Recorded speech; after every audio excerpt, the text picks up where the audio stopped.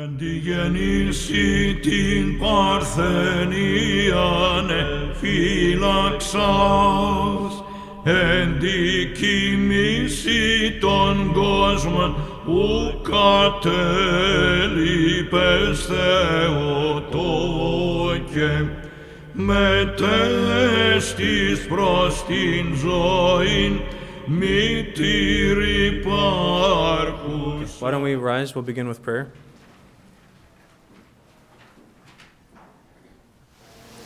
O Heavenly King, Comforter, the Spirit of truth, who are present everywhere, filling all things, treasury of good things and giver of life, come and dwell in us.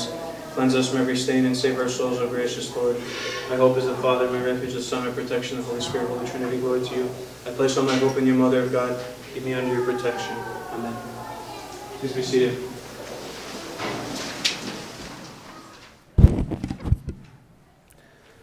Good morning, everyone. Thank you for joining this morning for our second session of the Adult Education Program about the life of the Virgin Mary. Last month, we did a little introduction on why it's important to study the life of the Virgin, to understand why she's valuable for us, not only from a church perspective, but also on a personal level. So we'll be getting now into more of the story of her life, the different feast days and the different little snippets and stories that we have about her. And today we're going to be talking about the conception of the Virgin Mary, which is celebrated in our church on December 9th. A quick note, business item. On the flyer, there's a lecture that's scheduled for November 24th. We're going to be postponing that one because I have to fill in at another parish that day. So I'm not going to be here on the 24th, but we'll get to it. Whatever classes we miss during the scheduled times, we'll tack them on at the end. So you won't get shortchanged, I promise. You'll get your money's worth, so don't worry about it. So, without further ado, we will go into our subject matter for the day, conception of the Virgin Mary. Everybody got the quote sheet? Okay, very good. So this is a quote I thought was a nice way to start, or a nice place to start. This is from Metropolitan Ierotheos of Nafpaktos. I've quoted him before. He's a modern day, he's alive right now. He's a bishop of Greece in Nafpaktos. He's a theologian. And he writes that the countdown for salvation of the human race started from the day Saint Anna conceived. So this again plugs into the story of salvation, which is what we studied 2 years ago, the feasts of the Lord, the story of Christ becoming a man, and all the things that took place for the salvation of humanity. But if we go even back further, it really starts with when the Panagia becomes a person, when she's conceived and she becomes that person. So Metropolitan Ierotheos expresses that here, that really the story of our whole salvation begins at this moment, even before Christ is conceived in the womb of the Virgin. So we're going to start by talking about what they're labeled as the righteous ancestors of God, and those are the figures of Joachim and Anna. This is an icon here of Joachim and Anna with the Panagia as a child in the middle. And so we have these two parents of the Virgin Mary, or Joachim. And Joachim is of the tribe of Judah, and Anna, who is of the tribe of Levi. And in ancient Israel, what tribe you were from was very important. So for example, Judah, the tribe of Judah, was the tribe from which King David came from. It was the royal tribe. You know, all the kings are to come from this tribe. And then the tribe of Levi is the priestly tribe in ancient Israel. And so you have these two kind of functions of the ancient Israel civilization, which is the king and the priest, represented in the parents of the Virgin Mary. And of course, Christ, who is their grandson, will assume both of those roles in a mystical, kind of universal, cosmic sense, that he is the king of heaven, he is the king of a new kingdom, and he will be the priest who offers himself on behalf of all of new humankind and all of creation. And that's what a priest is. A priest is someone who offers things to God. So he will offer, first of all, himself, and he will continually offer himself even into the kingdom. So This is, their lineage and where they come from is important, and it's significant, for even going forward to Christ. And so I'll talk a little bit more now about that lineage of David that I just referred to. So Joachim is a direct descendant of David the king. So David, for those of you that are not as familiar with the Old Testament, this is the same David who slays Goliath with the slingshot. He's a shepherd boy. He's kind of a small guy in the Israelite army. He prays to God that he can defeat this giant and rescue his people. And God blesses him, and he slays Goliath. And throughout, there's a lot of other steps in the process. He eventually becomes the anointed king of Israel, and he unifies the kingdoms, and he establishes a capital in Jerusalem. So for the Israelites, for the Jews, David is hugely important. He's also a prophet. He wrote the book, many of the Psalms that we find in the Old Testament. So David is a very important figure. And that Joachim comes from his line is significant because the Jews were anticipating that the Messiah, the one who would save their people, would come from this line, would come from David's own line. And that has to do with a promise that God made to David in the Old Testament. And it's the long quote in your sheet, on your sheet there. I posted it here, but I think it might be easier to follow along on the sheet. But I wanted to have the whole promise there so you can really get a sense of the relationship that David has with God. So this is now an angel of the Lord speaking to the prophet the prophet Nathan. And Nathan is David's basically his top advisor. And so now God is giving this message to Nathan to give to David. And so we have the angel now speaking to Nathan, and he says, "Tell your servant David," this is now what the angel says to Nathan, "when your days are over and you rest with your ancestors, I will raise up your offspring to succeed you, your own flesh and blood, and I will establish his kingdom. He is the one who will build a house for my name, and I will establish the throne of his kingdom forever. I will be his father, and he will be my son. When he does wrong, I will punish him with a rod wielded by men, with floggings inflicted by human hands. But my love will never be taken away from him, as I took it away from Saul, whom I removed from before you. Your house and your kingdom will endure forever before me. Your throne will be established forever." So now David has, at this point of his life, he's become the king. He has overcome Saul, who's mentioned there. Saul was the first king of Israel, so to speak. David was the first king of the united Israel. Saul had been previously anointed as king over part of the tribes, some of the tribes. And so Saul is eventually killed in battle, and David is anointed as the new king. And now David is lamenting that he hasn't built God a temple. He's lamenting, he's feeling bad that he never built God a temple. And so now God is speaking to David, saying, "Don't worry about building the temple. I will raise up your family, basically your descendants from you, and your son will build my temple." But what's more important than that is the last couple lines there, where it says, "Your house and your kingdom will endure forever before me. Your throne will be established forever."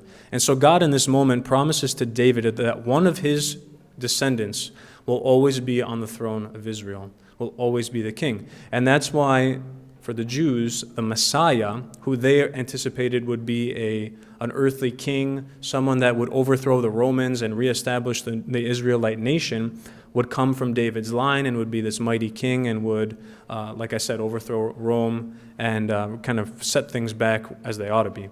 So they were waiting for a Messiah to come from the seed of David. And so Joachim comes from this seed. Now, if we extrapolate forward, as I had mentioned earlier, of course, this promise that God gives to David is truly fulfilled and eternally fulfilled in the person of Jesus Christ. On the left, this is an icon of David's family. And so there's like lots of kings. I know it's kind of hard to see on the screen, but there's lots of king figures. They're wearing crowns. They're all holding scrolls. These are David's descendants. And in the middle, in this tree, there's like a tree trunk in the middle, is Panagia with Christ. And so Panagia and Christ come out of this same lineage of the King David, fulfilling the promise, so to speak, that God had given to David. On the bottom of the tree, you'll see there's kind of an old man that's reclining, and that is Jesse. That's the father of David. So it's kind of like when you hear in hymnology that from the root of Jesse sprang forth the virgin, it's because it's connecting Panagia and Christ to David is really what it's doing. And on the right, I have an icon here of the resurrection of Christ. And if you look all the way on the left, there's kind of an older-looking man with a crown. Well, that's King David as well. So again, even in our iconographic tradition, the resurrection of Christ, which is the forever establishment of the kingdom of God on earth, even there, David is present in the icon at least, showing that the promise to God is being fulfilled. That's okay. Morning, Father. So we have this connection here between Panagia and Christ and David, and that's very important. This is one of the hymns from Orthodox. It's one of the kathismata of Orthodox. And it says, David, raise your voice and cry, what is it God has sworn to you? What he swore to me, said he, meaning David, behold, he likewise has fulfilled. For as the fruit of my loins he bestowed the virgin. From her, the fashioner and the new Adam, Christ has been born a king to sit upon my throne. And as a king today he reigns, who has a kingdom unshakable. So this hymn kind of expresses everything that we had just been talking about. That David now sees, kind of in this mystical sense, the promise God made to him being fulfilled. And now this new kingdom, this new Israel, new Jerusalem is being fashioned by Christ himself. And this is a kingdom that will never fall. Because remember, when Christ comes, Jerusalem has fallen at that point, which was devastating. Because again, the Davidic line, it's broken. The kingdom that God had promised Israel was lost. And so they were waiting for this Messiah to kind of set things right. And that person, the Messiah, is Christ. It wasn't the Messiah they were expecting, but it was the one that God had intended from all along. So this is a beautiful little hymn that kind of encapsulates all of that. Oops. Okay, Joachim and Anna, they have a big problem though. So in ancient Israel, being barren, not being able to have children, was a sign of a reproach and a curse, because children are a blessing.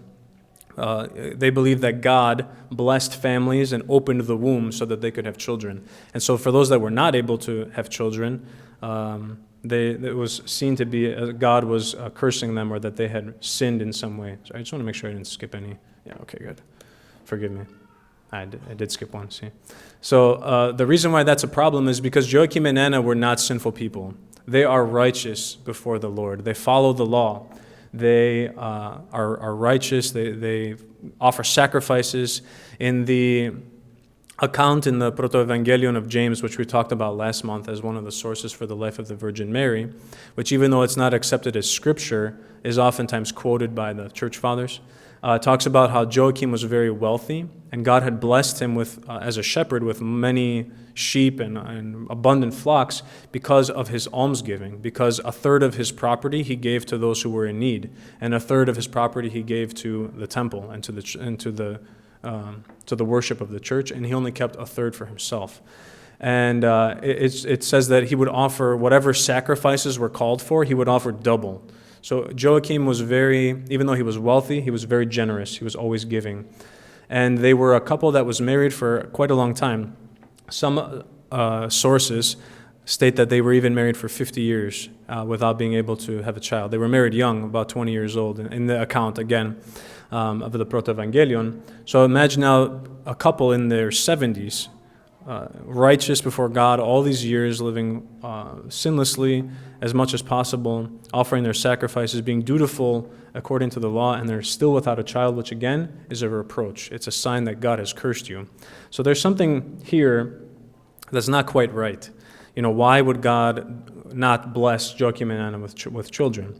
And so there's a quote here from St. Gregory Palamas that kind of states the same thing. It says, Joachim and Anna lived together blamelessly before God, but seemed to the Israelites to be at fault according to the law because they remained childless. So again, it was almost a sign of embarrassment.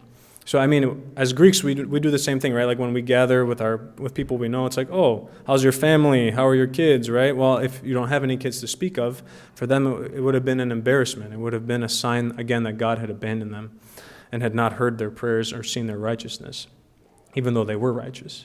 So this is a problem. And this problem comes to a head one year on the great day of the Lord. Joachim goes to offer his sacrifices, as he always did, because he was righteous in the sight of God. And he comes to the temple, and the high priest Reuben denies his sacrifices. He tells him, take your sacrifices and go home. And that's what you see in this icon on the left. This is a mosaic icon from the monastery of Chora in modern-day Istanbul, which used to be a monastery. Now it's a museum. But in this monastery, they have many beautiful mosaic icons of the scenes of the life of the Virgin Mary. And this is one of those scenes. So you have in this, you can see there's like a structure over the figure in the middle. So the structure is representative of the temple where the sacrifices would be made. This is the high priest Reuben, and his hands are up, telling Joachim, I don't accept your sacrifices. And the reason why his offerings are rejected is because he has no children.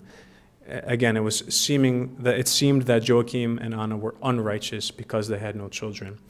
In the Proto-Evangelion of James, Joachim is very upset by this. And he goes to the registry of the nations of Israel. And he goes, I can't be the only righteous man without children. And he goes and he checks out all the families. And in this account, it says that Joachim found that he was the only righteous man without children in all of Israel. And so he's very distraught. And again, it's a sign that something is off. And I'll touch on that a little bit later. Why are these righteous people suffering in such a humiliating fashion? So this is a hymn from the canon of the Feast of the Conception of Panagia. The sacred Joachim and the thrice-blessed Anna offered their gifts unto the priests of the old law, and having been rejected for their childlessness, offered up a fervent prayer to the giver of all things. And he hearkened to their cries, and most graciously granted to them the holy gate of life herself.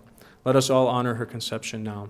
So I wanted to include this because it again shows that even though sources like the Proto-Evangelion of James are not scriptural, they influence and inform our church tradition. This is a hymn of our church. It's an established hymn on the feast day. It's chanted on the feast day of the Conception of Panagia. And this hymn is completely informed and taken from the account of the Proto-Evangelion of James. So I wanted to include that there to reinforce that just because something is not necessarily scriptural, the church does validate, certain things or use certain information from these accounts to inform their feast days and their worship and their honoring of especially the Virgin Mary in this case. So, Joachim and Anna are devastated by having their offerings rejected. And Joachim leaves, he flees, he doesn't even go home, he just goes into the wilderness. And he decides that he's going to pray, as the hymn said, he's going to pray to God, he's going to beseech God until God gives him an assurance that his prayer will be answered. So this is another one of those monastery of Chora icons. And this is Joachim. You can see he's praying by himself. He's kind of like hunched over. He's got his head on his hand. And he has a very distraught position. He's by himself. And he's kind of like in this bush figure. So it's a sign that he's out in the wilderness praying. And he remains there fasting and praying for 40 days and 40 nights, which again is a prefiguration. Christ will do the same thing after his baptism. It's a prefiguration of Christian fasting periods. 40 days. 40 is a sign of completion. The Israelites are in the desert for 40 years, for example. So 40 is a sign of completion. So after these 40, so Joachim's out there 40 days and 40 nights. Anna, meanwhile, remains alone in her house. And the both of them, the account says, call to mind the patriarch Abraham. And this will lead us into the next theme, which is in the Bible, the barren woman motif. So Joachim and Anna are not the only righteous couple in the Bible that have a hard time having kids. So we have, for example, the patriarch Abraham, which I just mentioned in the last slide, patriarch Abraham and Sarah, who are over 100 years old when they can finally conceive through the intercessions of God himself, through the direct involvement of God himself. You have their son Isaac and Rebekah. It says in the scriptures, and Isaac prayed for his wife Rebekah that she may have a child because she was childless. So Isaac prays on her behalf, and eventually she does bear a son. And their son is Jacob. Jacob and Rachel have problems having kids. Eventually, through their prayers, they're able to bear children. One of the judges, Samson, who I think many know him, his story is kind of popular. He's a really strong guy who, as long as he doesn't cut his hair, he'll have this like superhuman strength. His parents, his mother was barren, and there's a story in the Old Testament of how she prayed and her prayers were answered, and they had a son. There's Elkanah and Hannah, who are Old Testament couple, and I'll show you in the next slide who they bear, but they have a hard time having kids. And then Zechariah and Elizabeth are also another New Testament couple that are kind of in the same boat. Elizabeth is not able to conceive. And it's kind of the same story. They're all very distraught, and they go and they pray to God because they have nowhere else to turn. They have nowhere else to go. Medicine of that time was not what it is today. The only really resort of these couples had, because again, childlessness is a reproach. It's not a good thing. It's very bad. So it means you're unrighteous. So that was not a good thing. So all these couples kind of go through this difficult moment of not being able to have children. And we have their fulfillments through God. And so you have Abraham and Sarah, have Isaac, who is the child of promise. I mean, God promises Abraham, from you will come many nations. Well, for that to happen, there has to be a child. And so they pray, Abraham prays, and the promise is fulfilled through their son Isaac. And then Isaac and Rebekah have Jacob. Jacob is the one who wrestles with God, the one who God blesses and changes his name, and is given the name Israel, who then is the namesake for the whole nation afterwards. So kind of a big deal again. Jacob and Rachel have Joseph. Joseph in the Technicolor Dreamcoat, same story. Joseph goes into Egypt. He's sold by his brothers into Egypt. He becomes a great king of the Egyptian people. He saves all the Israelites who come to Egypt during the famine. Samson delivers the Israelites from the Philistines, one of their mortal enemies.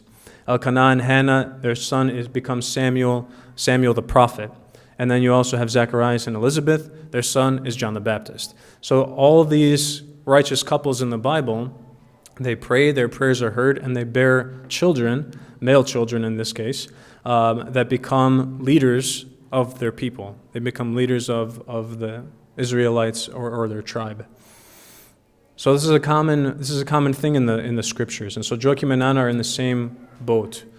So we have on the left here an icon. This is Saint Anna, Panagia, and Christ. You have kind of like the family picture, right? Joachim's not in it, but what Anna, Panagia, and Christ are there. And what we'll see is that now from Joachim and Anna, they don't have a male son, they have a female daughter. They have a daughter. And she will take this motif even one step further. She's not barren. She bears in her virginity. She doesn't even have a male partner, so to speak, to all these other couples conceived of natural means. Panagia, again, takes it kind of to that next level where she bears even in her virginity by the divine energies of God and His grace. And so we have down here, I included an icon of the Annunciation where Panagia kind of enters into this motif in a new way. She almost fulfills the motif, really, where she's not barren, but the Virgin herself bears. And her son, of course, is Christ, the Savior of all. So I think it's important to be aware that Joachim and Anna kind of fit into this mold. They fit into this motif. So the element of this motif, the first element I want to talk about is prayer. So Joachim prays in the wilderness, and Anna goes into her garden to pray. And this is a beautiful, if you ever read the Protevangelion, it's not very long. I recommend finding a copy and reading it. It talks about Anna going into her garden at the 9th hour, which is about 3 o'clock in the afternoon, for a walk. And she prays to God, and she says, "O God of our fathers, bless me and hear my prayer, as you did bless the womb of Sarah and did give her a son, Isaac." So that's another reason why it's important to know the references, right? Like, there was precedent for this. Joachim and Anna were able to have faith that God would answer their prayer because others had had their prayers answered first. So Anna prays to God that He will bless them as He blessed Abraham and Sarah, even in their old age. Then Anna goes on to start bemoaning. She's like, even the earth is more fruitful than me. Even the birds of the air are more fruitful than me. And she's kind of very distraught. And she has kind of this moment of where it all kind of streams out. So it's a beautiful little passage. So Anna and Joachim are praying. And then the Lord hears their prayers. He sends an angel to both of them, to Joachim and to Anna, and tells them that God has heard their prayer and that they will bear a child, and that this child will be dedicated to God and will be spoken of throughout the world. And this is an icon of Anna praying, and on the left is Anna, on the right is Joachim, and there's the angel coming down to tell them basically the good news that they're going to have a child. Their prayers are going to be answered. And not only answered, but in this magnificent way where the child will be the mother of God himself. So this is a hymn from the Vespers of the feast. Anna heard the voice of an angel that gave assurance to her promising divine fulfillment of her prayers. The bodiless minister, meaning the angel, then declared to her openly, "Your supplication is come near and has reached the Lord. Put away your tears. Be not downcast nor sorrowful, for you shall truly be a fruitful olive tree, putting forth a comely branch, even Mary, the Virgin, who shall bear in the flesh Christ Jesus." Now Joachim and Anna don't hear the announcement that they're going to be the grandparents of God, right? They don't hear that their grandson will be the Messiah. This is kind of added in artistically there because we know the end of the story as the church. But Joachim and Anna are told that they will have a child and she will be famous throughout all the world. This element of the second element of this motif of the barren woman is dedication. So as you notice, all those people who are having trouble having children, they pray, their prayers are answered, and their children are kind of these like really important leaders in the community. And so these children that come through the promise and the grace of God, the parents then dedicate them to the Lord's service. We have, for example, like Zechariah and Elizabeth, right? The angel comes to tell them that they're going to have a child, and the angel tells Zacharias, "Your son will not drink strong drink. He will be he will lead his people, etc., etc." Samson, it's the same thing. When Samson's mother is told that she's going to bear a son, it's the same kind of thing. Like he will be dedicated to God. He will not drink strong drink. You will not cut his hair, etc., etc. So we have this dedication. This idea of dedication. So Anna promises, she of her own free will, promises that when she bears a child, that she will offer it to God as a gift. She will offer the child back to God, who will serve God all the days of her life. And so we'll see this kind of fulfilled, this promise that Anna now makes fulfilled when the Panagia is 3 years old. Joachim and Anna will take her to the temple, where then she will live in the temple apart from her parents, until the time that she is betrothed to Joseph. We'll get that. That's a couple lectures down the line. So I just wanted to kind of bring it up. And then, of course, Panagia herself serves the Lord her whole life, kind of very dramatically at the Annunciation, where she says, "Behold, I am the handmaid of the Lord. Let it be done to me according to your will." So Panagia is dedicated by her parents to the service of God, and then she dedicates herself to the service of God by being the mother of Jesus. So Joachim returns from the wilderness and he rests on the first day. The next day he goes and offers sacrifices, and then shortly thereafter they come together and Anna conceives. And so this is an icon here of Joachim and Anna, Joachim returning from the wilderness. In the Proto-Evangelion it uses the phrase, "and Anna hung on his neck," meaning like she embraced him, like around her. She was so happy to see him at that point. She embraced him, and that's kind of what you see here, the embrace of Joachim and Anna. And so they're able to conceive. Anna conceives. Now, I wanted to just make something clear. I'm not going to belabor the point. But, is the theology of the Immaculate Conception part of our tradition?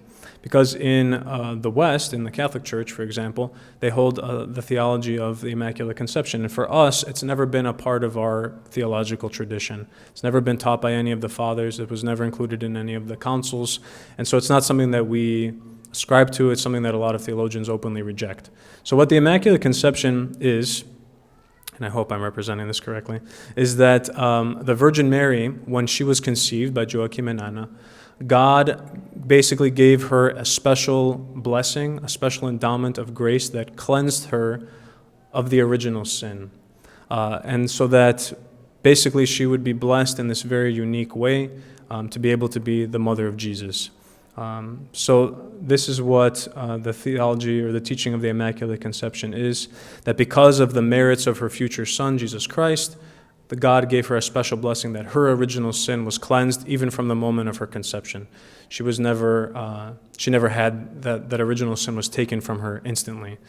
For us, again, it has never been an accepted teaching. Mary is conceived and carried in the womb and born in the same way that everyone else is. She's not given any special grace or any special blessing. Rather, what we see in the life of the Panagia is that everything, her purity, her holiness, which our church holds in one of our teachings of our tradition, is that in her life she never had any personal sin. She never sinned. She never did anything sinful in her life, which is why we call her Panagia, which means all holy. She did it out of the use of her own free will. She did it out of the use of her own faculties, her own freedom, her own power within her, through the grace of God, of course. But it is has a little bit different implications than, for example, the Catholic teaching of the Immaculate Conception. So for us, Panagia, even more so to me, becomes an amazing figure, because imagine, like all of us in our temptations, how easily we fall into our temptations and how easily we fall away from the teachings of God. Panagia is born into the same reality that we are, with the same strengths, the same weaknesses, and she overcomes everything. She lives a very pure and holy life. So I just wanted to draw that distinction so that there's no confusion, because I know I've had discussions with Orthodox who aren't sure about, whether we accept these teachings or not. So I just wanted to make that point. I'm not going to belabor it. If you have questions after, we can discuss. So the last thing we'll talk about is that this story is a microcosm of the divine economy. Earlier I talked about how the story of Joachim and Anna, something's off in the story of Joachim and Anna. They live righteously, they're sinless, they offer sacrifices, they're doing everything they're supposed to be doing, that God himself directs them to do. Think about that. The law is given by God. They're following all his rules, and they're still living like they're cursed. Something's off.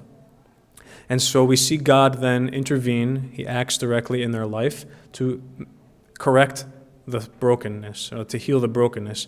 He acts in a way that sets to right the wrongs that they were experiencing.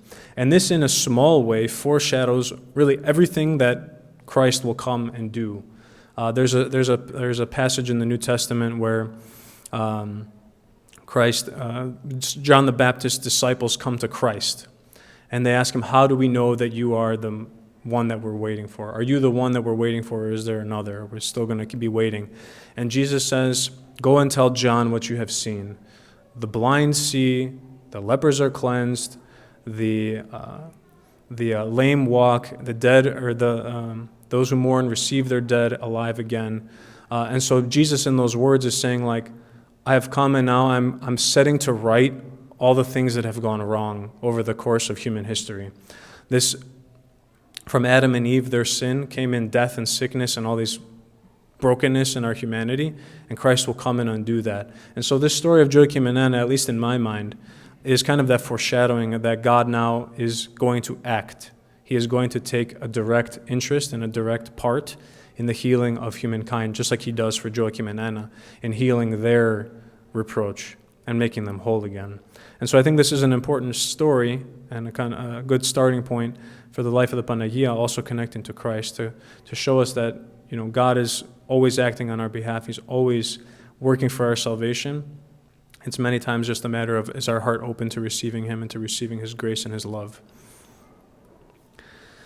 This is another hymn from the canon of the feast. It says, the tides of evil begin to dry up, and the rivers of grace are set right in their course to burst forth, as your birth is proclaimed today, all exceedingly exalted Virgin. So it's kind of paints a nice picture, right? All these rivers of evil have been running through humanity. Well, those rivers are starting to dry up. And now these rivers of grace are springing forth. Why? Because Christ is on his way.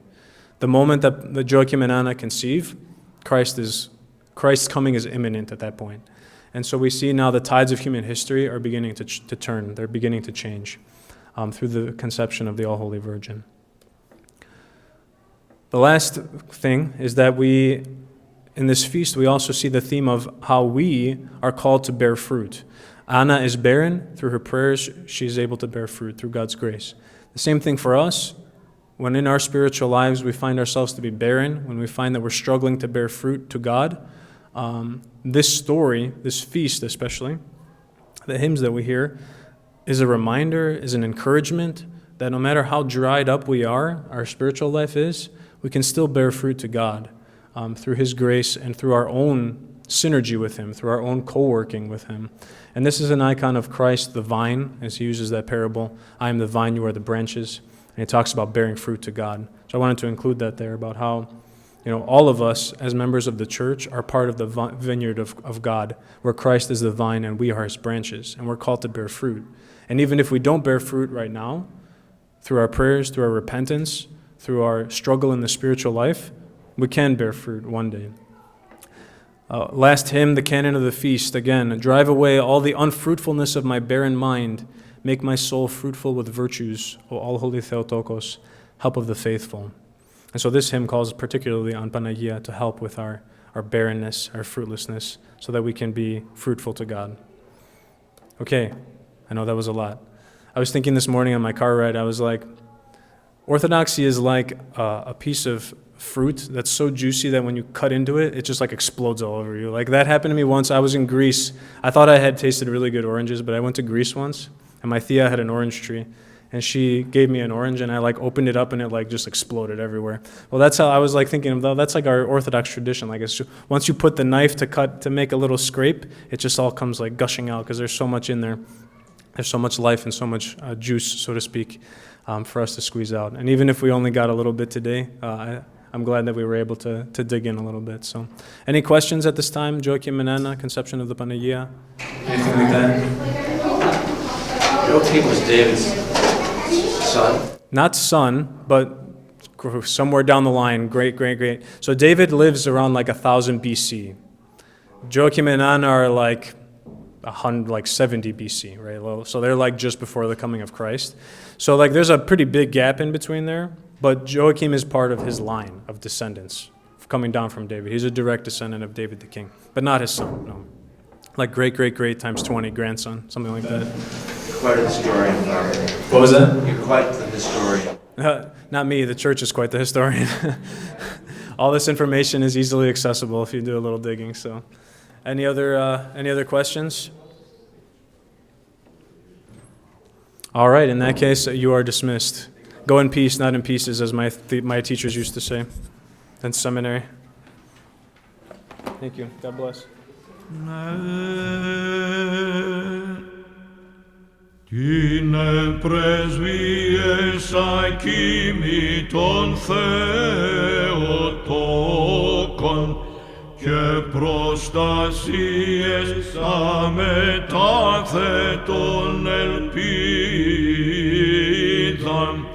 τάφος και νεκρόσεις που και κράτησεν, ως γαρ ζωής μητέρα προς την ζωήν μετέστησεν, ο μητρανικής σας,